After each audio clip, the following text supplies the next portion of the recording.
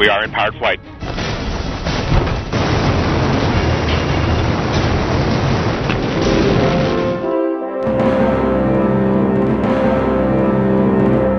ঘরের মেয়ের হাত ধরে মঙ্গলে পাড়ি, কৌতূহলের পিঠে চড়ে জেনে নেওয়া বন্ধু গ্রহের খুঁটিনাটি। শুক্রবার দিনটা কিছুটা এভাবেই কাটল শহরবাসীর, বলা ভালো পড়ুয়াদের।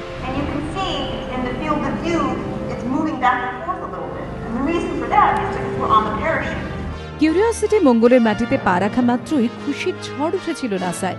সেই উচ্ছ্বাসের ছবি বাঙালির পরিচয় করিয়ে দিয়েছিল এই ঘরের মেয়ের সঙ্গে, অনিতা সেনগুপ্ত। গোটা দেশ ঘুরে অনিতা এবার কলকাতায়, নিজের শহরে। এদিন সায়েন্স সিটি অডিটোরিয়ামে একটি আলোচনা চক্রে উপস্থিত হন অনিতা। মার্কিন কনসুলেট, আমেরিকান সেন্টার, CESFI এবং পশ্চিমবঙ্গ বিজ্ঞান মঞ্চ সহ বেশ কয়েকটি সংস্থার যৌথ উদ্যোগে আয়োজিত এই আলোচনা চক্রে হাজির ছিল অসংখ্য পড়ুয়া। আলোচনার শীর্ষক curiosity entry, descent and landing on Mars.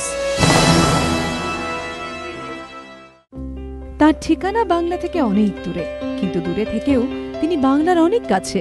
তাই কথার ফাঁকে কিউরিওসিটির হিসেব নিকেশকে ছাপিয়ে সামনে চলে এলো রবি ঠাকুরের কবিতা। My father used to speak of Tagore a lot when I was a child growing up, and then with my nephew, he would I think read poems to him.